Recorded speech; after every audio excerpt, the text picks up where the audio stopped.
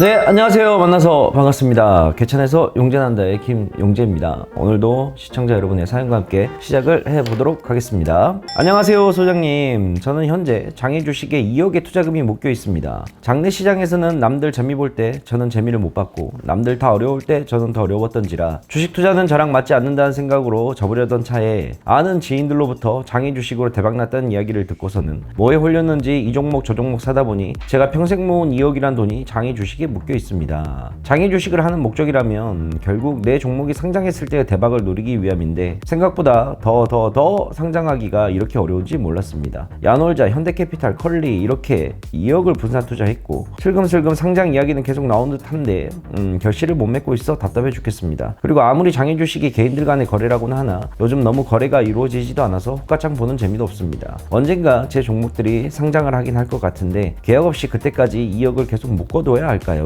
그리고 나름 장애 주식판에서의 공용 종목들인데도 상장이 실패하는 경우도 있나요? 만약 상장이 실패하면 제 종목은 휴지 조각이 되는 건가요? 장애 주식에 2억 넣고 현재 2천 까먹고 있는 철없는 40대 주린이가 소장님의 고견을 듣고자 질문을 남깁니다. 라고 질문을 남겨주셨네요. 장애 주식이 한때 엄청난 인기를 좀 얻었었지. 2020년도하고 2021년도 때 장애 주식들이 상장한다는 것 때문에 상장하는 날 상한가를 맞고 그 다음날도 상한가를 가고 그런 경우도 굉장히 많았었는데 일단 뭐 결론부터 좀 이야기를 하자 그런다면 자, 장애 주식이라는 일본 기본적으로 뭐냐면 코스피와 코스닥에 상장되어 있지 않는 기업들을 얘기를 하는 거야. 코스피와 코스닥에 상장되어 있지 않는 기업들인 건데 이러한 기업들이 이제 상장 요건을 갖추고 코스피와 코스닥에 등록을 하는 건데 이게 등록 요건이 보게 되면 코스피 같은 경우에는 회사 설립 후 3년 그 다음에 자기 자본 300억 원 이상의 100만 주 이상의 주식수 그 다음에 일반 주주 700명 이상의 매출액 1000억 원 이상 그 다음에 코스닥 같은 경우에는 자기 자본금 10억 원에 30억 원 그리고 기준 시가총액이 90억 이상이라고 좀 나와 있어. 나는 그래 뭐 철저한 기업 분석과 철저한 뭐 자기 뭐 데이터가 있다 그런다면 장애 주식을 하는 것도 좋지만 일반적으로 봤을 때 장애 주식은 너무 기다림의 승부다 보니까 여윳돈이 좀 많은 사람들이 하는 거고 그 다음에 기관 투자자들이 하는 거지 이거를 개인 투자자들이 장애 주식을 건든다는 거 좀 나는 좀 위험하다고 봐. 뭐 일단은 결국에는 장애 주식도 하는 이유가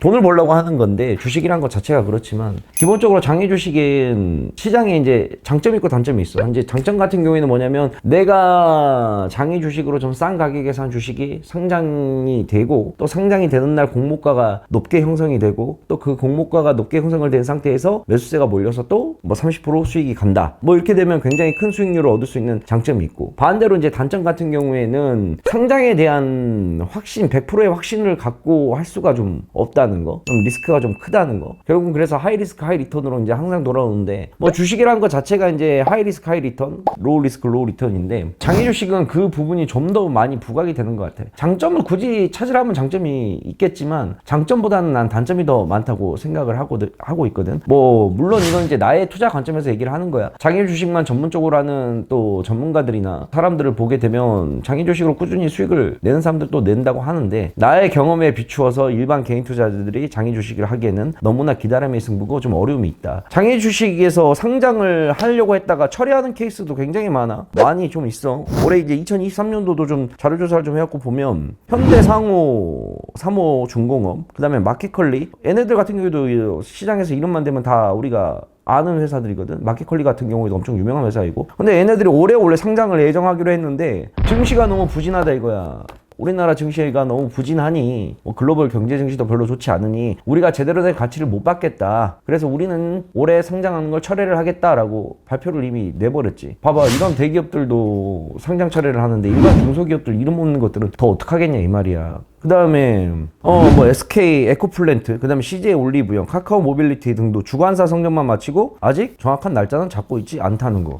얘네들도 입장에도 그래. 이왕이면 우리 회사의 주가가 높게 형성됐으면 좋겠고 공모가가 높게 형성이 돼야 되니까 그렇게 되려면 아무래도 증시가 좀 부진할 때보다 증시가 화랑일 때 좀 하고 싶겠지. 자 그런데 그거는 뭐 기관 투자자의 입장인 거고 개인 투자자들도 뭐 내가 여윳돈으로 뭐 주식을 장기 주식을 사서 기다리겠다라는 분들은 상관이 없지만 기본적으로 개인 투자자들은 여윳돈을 가지고 하지 않아. 주식은 기본적으로 여윳돈을 가지고 하지 않아. 그리고 1년, 2년, 3년 이렇게 기다릴 정도의 매매를 하는 게 개인 투자자들은 익숙하지가 않아. 예를 들어서 상장 기업들을 만약에 1년, 2년, 3년 하고 있다 그런다면 언제든 돈이라도 필요하게 된다 그런다면 매도를 해서 현금화를 시킬 수가 있지만 장기 주식은 매도도 쉽지 않아. 매수와 매도 자체가 왜? 장기 주식이다 보니까 거래 빈도가 되게 약해. 더군다나 작년 하락장 겪고 지금도 뭐 시장 자체가 그렇게 좋지는 못하다 보니 더욱더 거래량은 줄어들 수밖에 없지. 왜 본시장 코스피 코스닥에서 이미 거래량이 안 나오는데 장기 주식이라고 마찬가지겠냐고. 대박을 노릴 수 있는 기회는 있지만 물론 그 대박으로 가는 게 과연 몇 종목이나 되냐라는 우리가 데이터만 놓고 봤을 때 실질적으로 장기 주식을 매매한다는 거는 굉장히 어려워. 그리고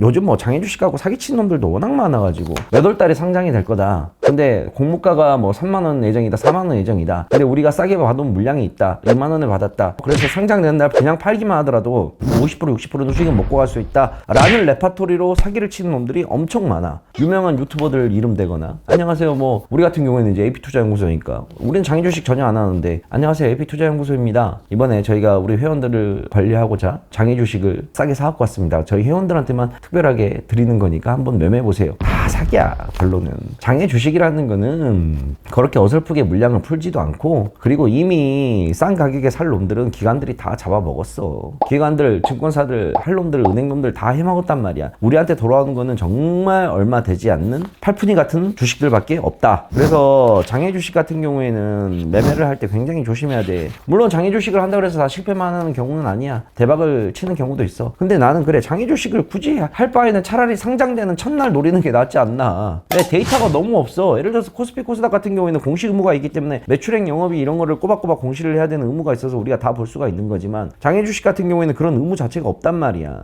그래서 그냥 공개하고 싶으면 공개하는 거고 안 하고 싶으면 안 하는 거야. 그나마 유명한 대기업들은 하긴 해. 근데 중소형 기업들은 거의 실적 자체가 전무후무하지. 그래서 이게 워낙 복불복 성격이 강하다 보니까 장애 주식을 하는 데 있어서는 좀 시가총액도 지금 보게 되면 KOTC 시장 같은 경우에는 많이 떨어졌네. 이제 KOTC 시장은 뭐냐면 장애 주식을 이제 거래를 할 수 있게끔 해놓은 이제 시장인데 거래 대금이 지난해 대비 한 37%가 감소했다는 뉴스도 있고. 그래서 이게 IPO 쪽에 이제 IPO가 이제 거의 관련된 기업들이 KOTC 시장에 들어와 있는데 IPO 쪽도 하는 거 보게 되면 다 연기를 해놨어. 현대 엔지니어링도 연기, 그 다음에 SK 실더스, 현대 오일뱅크, 골프존 커머스 등 13곳이 공모를 처리를 한 모습이고 그러다 보니까 되게 이게 안개 속에 있는 거지. 결론만 놓고 얘기를 하자 그런다면 난 장애 주식은 개인 투자자들이 안 했으면 좋겠다는 게 내 결론이야. 근데 이거는 나의 투자 관점에 의해서인 거고 나의 투자 관점을 또 우리 시청자분들에게 강요를 할 수는 없으니 그래도 이왕 만약에 장애 주식을 한다 하고 싶다 그런다면 정하고 싶다 그런다면 정말 잘 알아보고 해야 돼.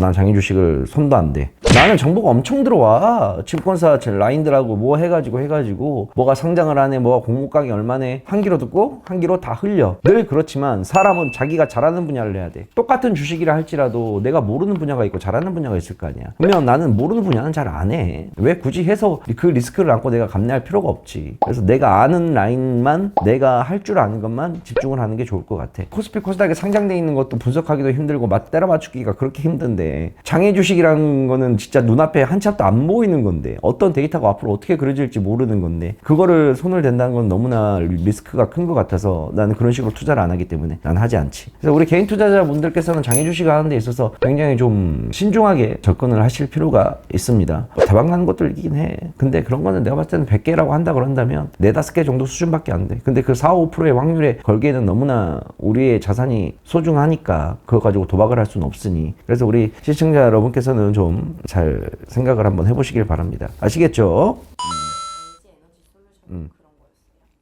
그런 건 대박난 케이스고 그런 거는 뭐 공모주 열풍이 불어서 올라간 케이스고 LG에너지솔루션 지금 주가 봐봐 어디까지 빠져 있는지 상장부터 시작해서 장애 주식은 당연히 있어야지. 상장되기 전에 기본 가격인데 모든 법인 회사들은 다 주식이 있어. 우리 회사도 주식이 있는데 법인 회사인데 우리 법인 주식 서로 사고 팔 수가 있어. 야 우리 앞으로 회사 가치가 더 올라갈 거야. 지금 우리 회사에 투자를 해 싼 값에 내가 지분을 좀 넘겨줄게. 주식거래가 되는 거지 당연히. 그게 장애 주식인데 장애 주식이야 그게. 근데 어필이 돼야지 많이 되는 거고 사람들이 많이 인정을 해줘야 장애 주식을 하는 거지. 회사 기업 가치 난 좋다고 평가하는데 남들이 우리 기업을 안 좋게 평가한다 그러면 누가 우리 회사의 주식을 비싼 가격으로 사려고 하겠어? 아무도 안 사지. 자, 오늘은 장애 주식에 관련된 이야기를 좀 나눠봤습니다. 장애 주식은 정말 주식을 하는 사람들에게 있어서 어찌 보면 로또나 다름없는 건데 로또 확률 아시죠? 똑같다고 보시면 돼요. 항상 투자를 하실 때는 신중하게 생각을 하고 상장돼 있는 것도 분석하기 힘든데 비상장 주식까지 하기에는 너무나 많은 힘과 소요가 생기게 되니 다시 신중하게 생각하셔서 투자를 하시길 바랍니다. 아시겠죠? 다음 시간에 또 만나도록 하겠습니다. 안녕. 사연 신청은 아래로 남겨주시면 되겠습니다.